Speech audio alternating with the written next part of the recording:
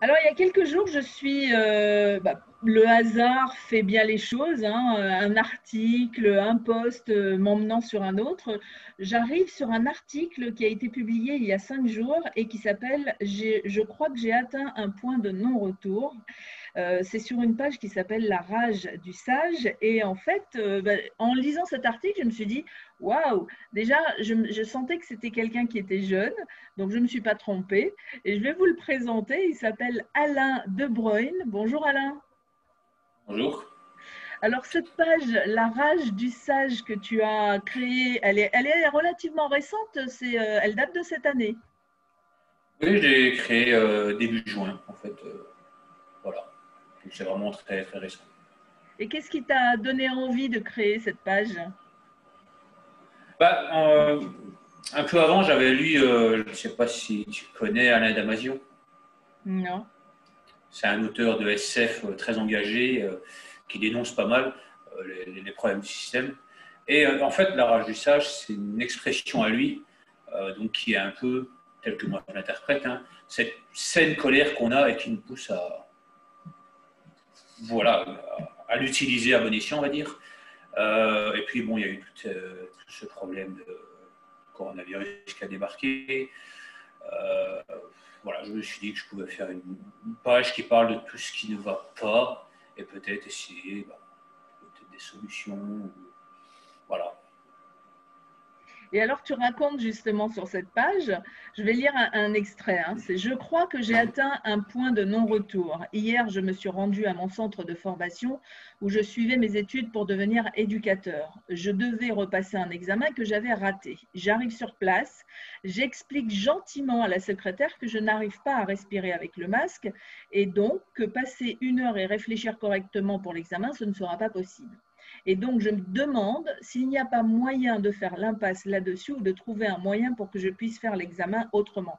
Alors, tu vas raconter la suite parce qu'en fait, tu n'as pas pu faire cet examen et donc tu as décidé de ne pas le faire plutôt que de t'obliger à mettre le masque. C'est ça, en fait. Euh, donc, comme je l'ai dit au début, j'ai expliqué à la secrétaire. Voilà, je lui ai dit, pour moi, c'est pas possible. Elle a insisté. Bon, elle a vu qu'elle arrivait à rien. Elle a appelé le directeur, avec qui j'ai déjà eu en plus quelques problèmes, parce qu'il n'est pas très correct, on va dire. Et il me ressort le même baratin. Et je lui dis, mais je vous dis moi-même que je ne peux pas respirer avec, pour rester humain à un moment donné. Alors il me sort globalement, si tu vas au médecin, que tu expliques ça, il peut te faire un papier, tu reviens avec le papier, et on te mettra à la place une visière. J'ai de dire, même si le virus existait et était aussi dangereux, ça ne protège rien. Donc quel intérêt? Il n'a rien voulu savoir, globalement, c'était tu mets le masque, ou tu rentres pas dans le bâtiment, et forcément tu rates l'examen. Donc il a recommencé à nous sortir j'ai envie de dire son baratin médiatique. J'ai dit c'est bon, tais-toi, moi je pars, c'est bon. J'ai ramassé mes affaires et je suis parti. Alors, c'est une décision qui est lourde de conséquences parce que ça fait 3 ans que tu prépares cet examen.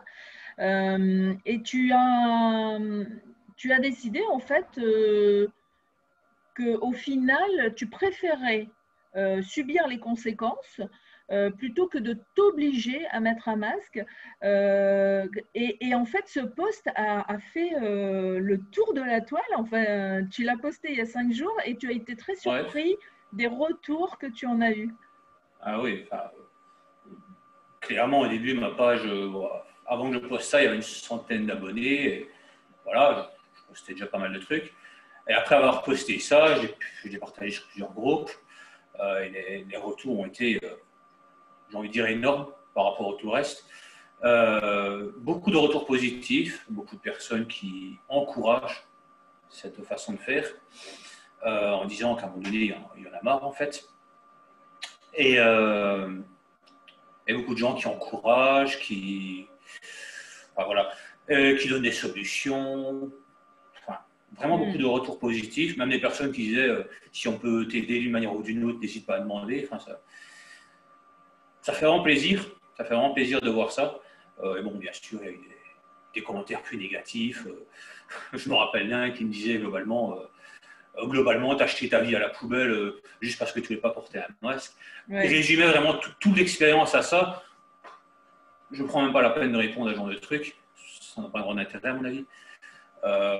Ouais, et justement, dans cet article, moi, ce que j'ai trouvé intéressant dans ton témoignage, c'est que tu parles de ta peur, parce qu'au fond, tu prends cette décision parce que tu n'as pas envie qu'on t'impose le masque. En même temps, tu sais que tu mets 3 ans d'études un peu, effectivement, à la poubelle, je dirais pas ça parce que tu vas quand même garder tes acquis, mais, oui, c'est ça.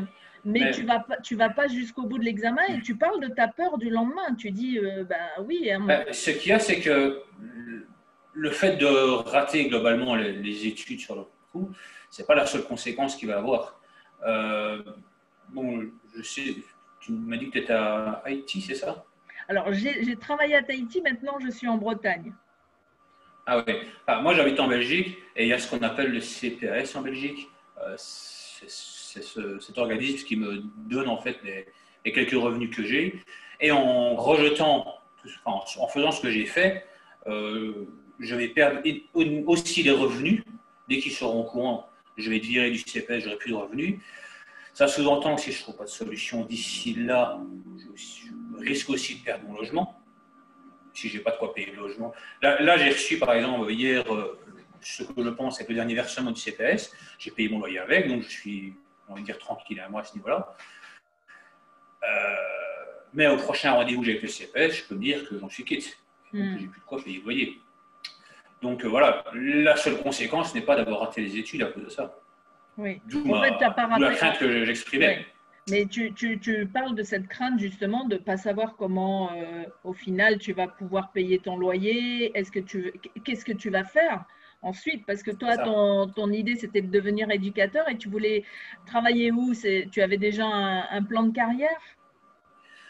Disons que quand j'ai commencé mes études d'éducateur, je voulais soit travailler dans tout ce qui est précarité. Je connais beaucoup la précarité, je me mettais à la rue. Ou travailler dans l'aide à l'enfance. Voilà. Encore une fois, parce que je connais un peu les problèmes de l'enfance.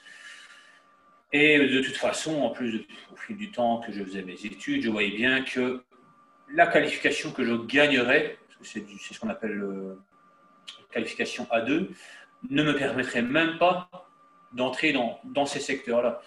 Et ça, on ne me dit pas au début, hein, bien sûr. On me dit, tu vas faire ça, ça va t'ouvrir toutes les portes. Et j'ai appris l'année passée que il fallait le A1, ce qu'ils appellent le A1, pour accéder au secteur que je veux. Enfin, déjà, ça, l'année passée, ça m'a fait un coup. Voilà. Mais globalement, c'était ça l'idée. C'est un geste politique fort que tu as fait. C'est un geste de désobéissance civile. Quel âge tu as? Je peux te demander ton âge? Je vais avoir 32 ans. 32 ans. Et est-ce que dans ta famille, il y a des gens comme ça, un oncle, même ton père ou ta mère, qui sont des gens qui aiment dénoncer des choses injustes Tu as des exemples Disons que du côté des parents, c'est pas trop ça. Je dirais même que, d'ailleurs, je crois que je l'explique aussi dans le texte, mon père, c'est clairement le gars qui impose les choses par la force, par la peur. Et c'est ça que je disais dans le texte. Les 20 premières années, pratiquement, j'ai été sous l'emprise de cet homme. J'ai réussi à m'en affranchir et je m'étais juré de ne plus retomber dans l'emprise de la peur. Malgré tout, je suis tombé, comme je l'ai dit, au CPS. Et là encore, c'est une forme d'emprise de la peur parce que ils ont en fait accès, on doit leur dire tout ce qu'on fait, on doit leur demander l'autorisation dès qu'on veut faire quelque chose, on doit leur mettre des rapports constants, sinon on nous vire. Donc encore une fois, j'étais dans cette peur de perdre quelque chose si je n'obéissais pas. Oui. Et je suis au CPS depuis un petit temps déjà. Et en fait, l'événement qu'il y a eu ici à mon centre de formation, ça a été la goutte d'eau en fait. J'ai dit à un moment donné, il y en a marre. Donc, toi, des gens de ton âge, est-ce que des amis pensent comme toi ou tu as l'impression d'être un peu tout seul, un peu comme Zorro, tu sais, qui arrive Non, j'ai mon frère qui est conscient de tout le problème qu'il y a. Voilà, les familles et tout ça. Donc, voilà, il a un travail qui lui va, etc. Donc il n'y a pas ce problème, mais il est conscient de tout ça. Voilà, j'ai des amis qui sont OK avec ça, hein, il n'y a pas de souci. J'ai des amis qui comprennent moins ma réaction, mais encore une fois, moi je ne veux pas, il n'y a pas de souci. Ils ont pas, enfin, ouais, ils comprennent moins, peut-être parce que de leur côté, ils ont peut-être peur justement de ce qui peut m'arriver, je ne sais pas. Mais voilà, globalement, j'ai des amis qui comprennent, j'ai des amis qui comprennent moins ma réaction. Mais voilà. Tu en fais ton affaire, quoi. Tu acceptes au final que les gens puissent ne pas être d'accord avec ton choix et que toi, Ouais. au moins, tu es en accord avec tes propres valeurs. Voilà, c'est ça, c'est l'idée, surtout de retrouver mes valeurs. J'ai dû les mettre de côté un bout de temps à cause justement de tout ce que je viens de t'expliquer. Et d'ailleurs, sur le coup, j'ai ressenti.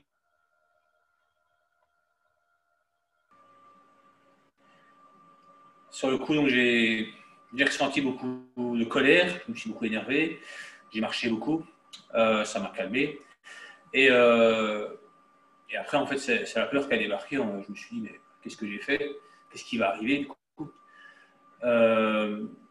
Mais le lendemain matin, en me réveillant, je me suis senti plus léger, d'une certaine façon, presque serein, parce que justement, il y a tout ce poids que je traîne depuis un bout de temps, c'est justement peur de tout perdre, voilà, qui n'est plus là, vu que j'ai accepté, en quelque sorte, de tout perdre, et c'est fait.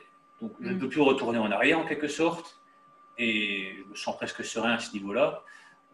On va voir ce qui va, voilà, on va voir comment ça va évoluer et tout ça. Oui. Est-ce que dans les commentaires que tu as eus, des retours que tu as eus, il y a des conseils auxquels tu n'avais pas pensé, par exemple, et que tu te dis, ah bah oui, tiens, ça c'est peut-être une piste pour moi aujourd'hui. Bon, les conseils concrets, pas spécialement, enfin, pas que je me souvienne. Il y a eu beaucoup d'encouragement. Il y a un gars sur un groupe qui m'a dit, avec qui j'ai pris contact du coup, qui m'a dit qu'il aurait peut-être du travail pour moi. Voilà. Donc voilà, c'est gentil. À voir comment ça évolue encore une fois. J'ai eu d'autres conseils plus psychologiques, spirituels, on va dire. Hein. Voilà, rester positif, voir ce qu'on peut faire par la suite, enfin, tous des trucs comme ça. Mais des conseils concrets, pas spécialement. Quand tu l'as écrit, tu t'attendais à avoir autant de retours positifs? Parce que tu disais que tu en avais eu des négatifs, mais qu'au final, c'est ceux qui sont positifs qui sont le plus nombreux. Ah ouais, clairement, les retours négatifs, ça doit être 2 ou 3% sur tout le reste. Hein. Donc, il y a vraiment eu beaucoup, beaucoup de positifs, beaucoup d'encouragement, beaucoup de personnes qui ont dit que j'avais bien fait, beaucoup de personnes qui conseillent de ne pas rester bloquées sur ce problème. Ouais. Ça t'a surpris? Beaucoup de conseils. Ah, énormément. Enfin, clairement, je ne m'attendais pas à une réaction aussi grosse, j'ai envie de dire. J'ai déjà posté quelques petits textes, quelques réflexions que je faisais. J'ai déjà en plus partagé sur les groupes où j'ai partagé celui-là. Il n'y a jamais vraiment eu de réaction, donc je ne m'attendais pas à plus. Je ne m'attendais vraiment pas à plus. Et là, c'est, je crois, rien que sur la page même, je crois qu'il y a 200 commentaires, rien que sur le texte là, plus tous les commentaires qu'il y a sur tous les autres groupes. La page est passée de 100 abonnés à 500, je crois. Qu'est-ce que tu attends? Ce matin, j'ai regardé, je me suis dit, mais pardon. Qu'est-ce que tu attends aujourd'hui? Qu'est-ce que tu aimerais Est-ce que la personne, par exemple, qui t'a proposé un travail, c'est quelque chose que c'est quelque chose sur laquelle tu es ouvert aujourd'hui d'aller dans un domaine complètement différent de celui auquel tu te destinais comme à voir, parce que je éducateur? ne sais à voir, déjà, je ne sais pas exactement ce qu'il entend par j'aurais peut-être du travail pour toi. Donc, je ne sais pas dans quel secteur il travaille. Mais en attendant de me retourner, etc., oui, il n'y a pas de souci, hein, je suis prêt à ça. Maintenant, moi, il faut savoir qu'à la base, avant même d'être éduc, mon projet de base, c'était être psy au début. puis j'ai laissé tomber ce qui est vraiment psychanalyse, je voulais me diriger vers tout ce qui est hypnothérapie, etc. Mais encore une fois, les formations coûtent extrêmement cher pour l'hypnothérapie, du moins en Belgique. Donc, voilà, je me suis dit, il faut que je trouve autre chose. J'avais trouvé éducateur, dont certains secteurs m'intéressaient beaucoup, comme je l'ai dit. Voilà. Maintenant, si j'arrive à retomber sur mes anciens projets, ce sera encore mieux, j'ai envie de dire. Hein. Si je pouvais accéder à l'hypnothérapie, premier projet donc, ce serait encore mieux à mon sens. Oui. Après, tu me disais que depuis tout petit, tu aimes écrire, tu envisages même d'écrire un livre. Est-ce que ça, c'est… quand tu aimes, semble-t-il, la science-fiction, est-ce que c'est un livre de science-fiction que tu aimerais écrire ou quelque chose de très différent? Ah, mais en fait, je travaille avec deux amis. Je travaille avec deux amis, on écrit beaucoup de textes, voilà, on s'entraide pour les textes, on améliore les textes des autres, on corrige, etc. Donc on a un projet, j'ai envie de dire, à trois au niveau littéraire. Moi-même, de mon côté, j'ai mes propres histoires que j'ai commencées. J'ai une histoire de science-fiction, j'ai une histoire de post-apo, ce qui se passe dans le monde post-apocalyptique, le Cavalier Céleste. J'ai une histoire plus fantastique, voilà, avec une sorte de super-héros, anti-héros, que j'ai commencé, que je compte bien terminer et que j'espère publier un jour. Mais voilà, tout ça, en fait, ça fait partie d'un seul et même projet que j'ai avec mes deux amis. Voilà, et on compte bien essayer de publier un maximum de textes qu'on écrit. Ouais. C'est tout ce que je te souhaite, en tout cas, de réussir. De toute façon, comme la plupart des gens te l'ont dit, c'est vrai qu'il faut rester positif. Tu as raison. Tu as pris une décision. Ça fait peur. Ça fait toujours peur de faire des choses. Moi, par exemple, j'ai démissionné il y a 6 ans d'un poste en télé. Et c'est pareil, ça a été je dirais, c'est un coup de sang qui m'a fait prendre cette décision. Et puis la décision prise, on se dit, merde, qu'est-ce que j'ai fait? Ah ben voilà, ça correspond. Voilà, je fais quoi maintenant? Et tu vois, il y a toujours des choses à faire. Et c'est vrai que sur le moment, si on reste bloqué dans les peurs, on a l'impression qu'il n'y a plus rien, que c'est fini. Donc moi, je voulais te dire, alors j'ai pas lu tous les autres articles que tu as sur ta page, mais j'ai lu celui-là parce que il est apparu sur mon mur. Et j'avais aussi envie de te dire, je trouve ça courageux de ta part et de rester comme ça sur tes valeurs, de te dire non, je ne veux pas être contrôlée, j'ai déjà été contrôlée par mon père, ça suffit et je veux créer ma propre vie. Je trouve ça vraiment, vraiment super à ton âge de prendre ce type de décision. Donc, je te souhaite le meilleur. Si quand tu auras fini ton livre, fais-moi signe, comme ça on fera une petite interview. Avec plaisir. Ça sera avec plaisir. Et je te souhaite le meilleur sur ta page. Alors, je rappelle que la page s'appelle… Alors, tu disais en début d'interview que c'était extrait d'un livre que tu aimes, d'un auteur que tu aimes. C'est La rage… C'est de Alain Damasio. Voilà. C'est de Alain Damasio. Il a écrit plusieurs livres, mais La rage du sage, c'est un concept dont il a parlé. D'ailleurs, je conseille fortement ses interviews qui sont pleines de bon sens. Ses conférences, il a fait une conférence sur le transhumanisme qui est d'après lui une vraie plaie et que je conseille fortement. Il dit plein de choses très intéressantes et ça vient là en fait, La rage du sage. Ça vient de cet auteur. Je mettrai tous les liens en commentaire ainsi que celui de ta page. Merci pour cette rencontre, Alain. Ah, merci à toi, ça fait plaisir. À bientôt. À la prochaine.